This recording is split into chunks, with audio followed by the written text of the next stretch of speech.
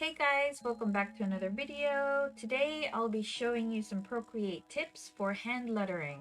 For those of you who are new to my channel, I'm Mad Chen and I'm a digital artist. For today's Procreate tutorial, I'm going to show you how to intertwine two different calligraphy styles with each other. So if you're into hand lettering, this is a really cool design that you could use for any of your projects, especially bullet journaling. So stick around and I'll show you how to create the design in a few moments.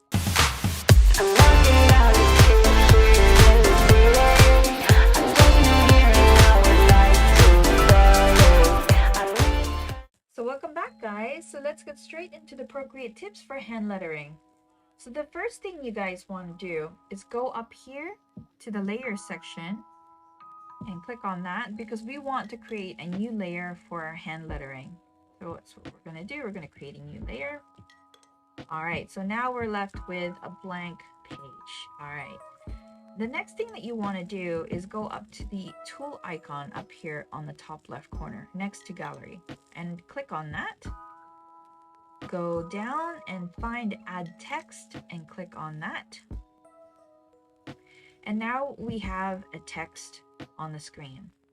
You need to double tap on this to bring up the menu.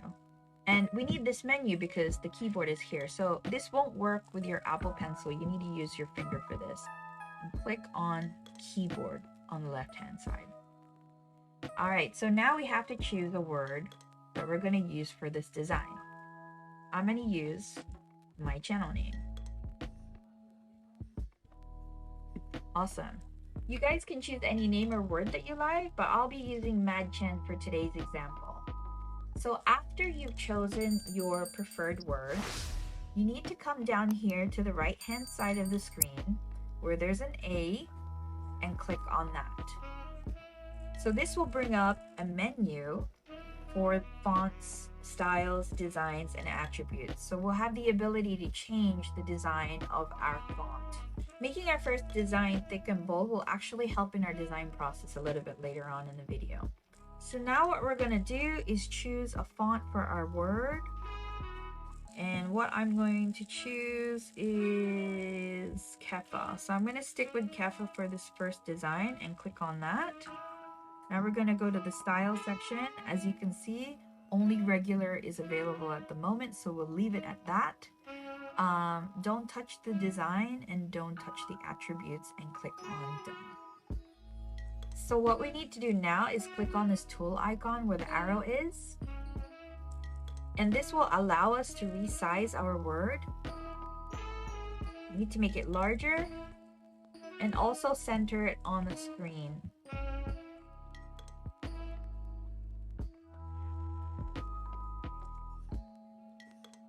All right, so now we have our first font done. So it's time to work on the second font. Okay, so what we're going to do is click on the layers section and add another page so that we can create another font. All right, so back to creating another font, we go to the tool icon up here next to gallery, click on that, go down to add text, click on that, and we do have everything highlighted, as you can see. So now we have to just, okay, click on that, go to keyboard, make sure everything's highlighted.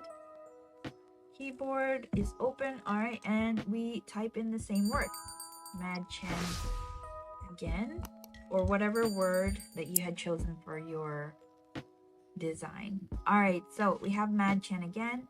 Then we go back to this A section over here on the right hand side of the screen so that we can choose a new font. Now, the next font, the second font, needs to be cursive. Now, you'll see what I mean in a few moments because I'm going to make the cursive style word wrap around the first word that we created earlier in this video. So what we're going to do now is choose a different font for this second word. And I'm going to choose a cursive design for this one. So I'm going to go for Snell Round Hand. So we're going to choose that. And we're going to go to Style. And I'm going to go to Bold. And then I'm going to leave Design and Attributes. Then click on Done. All right, so we have a different font style for the second word right here. So what you want to do now is make sure that you highlight. So you double click on your second word, and again, make sure that everything is highlighted. So now that you have the word highlighted, we need to go to the color wheel up here and choose a different color for it. So the color that I'm going to choose today for this second design is gonna be purple. Choose a nice purple. Okay, all right, so let's stick with this color right here. So once you've chosen your color, what you need to do is go back to the tool section up here and click on the arrow tool again so that we can resize our second font over the top of the first one. And what you want to be aiming for is having each letter kind of be in front or mirror each other. So when we enlarge it, for example, we want the M to be as close as possible to the M, the A to the A, the D in front of the D, the T to T, V, E, and N. So you want to kind of have it overlapping. All right, so I'm happy with that. So now what we're going to do is click on this arrow icon again. And now we have two overlapping font designs. So what we're going to do now is we're going to wrap each letter of the purple Madchen around the orange Madchen. We're going to go to the layer section up here, and we're going to merge the purple font with an empty layer underneath. All right, so let's pinch those two together. Awesome. And now we are going to intertwine the two together. The next step is to start erasing some parts of the purple font to make it look like it's wrapping around the orange font. So what you need to do is make sure you have the purple layer in the layer section highlighted. And then we're gonna use the erase tool to delete some parts of the purple to make it look like it's wrapping around. All right, so now we have to look at this, and we need to figure out which part of the purple we want in front and behind. So we're gonna start with M. So which part of the purple M do we want in front of the orange M, and which part of the purple M do we want behind the orange M? I think, all right, so I'm gonna start deleting this part here.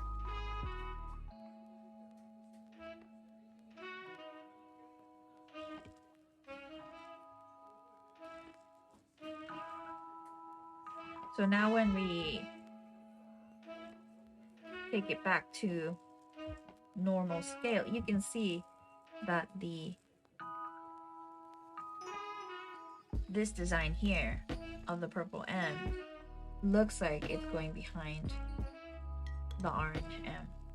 All right, so sometimes it can be a little bit difficult to see how your design's gonna look or turn out. So what you can do in this situation, if you're having trouble like imagining or seeing where it's supposed to go, you can change the opacity of the purple font so that it makes it easier for you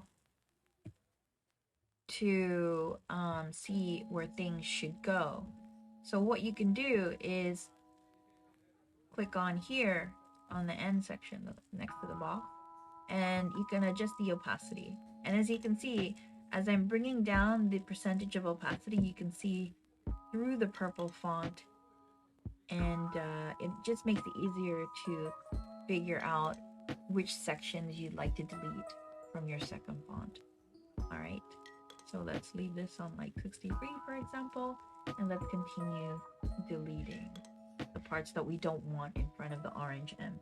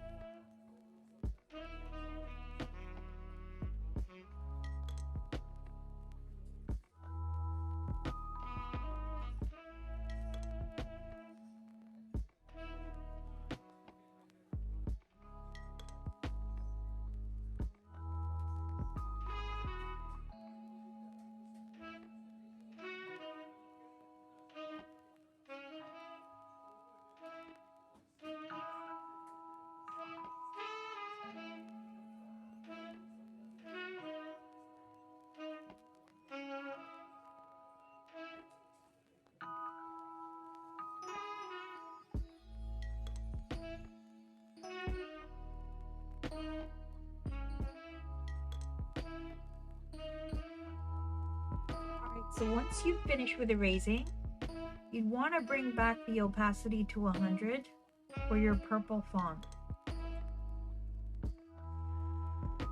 Put that to max, 100%. Click on the layers to get rid of it. And as you can see, your purple font or your purple word is intertwining around the orange font. So this is a great way to play around with hand lettering, calligraphy, and fonts inside Procreate. This is also great for projects to show your creativity for hand lettering. If you're new to Procreate and want to know how to use the Procreate app, please check my previous video entitled Procreate Tutorial for Beginners Procreate Tips, where I show you step by step on how to use the basic features of Procreate. Please subscribe if you'd like to see more Procreate tutorials, and hit that notification bell to make sure that you get notified of upcoming videos. Please smash that like button to show your support, and you can also leave a comment below to let me know what kind of Procreate tutorials you'd like to see next. Alright guys, I hope this video was able to help you out, and I will see you in the next video.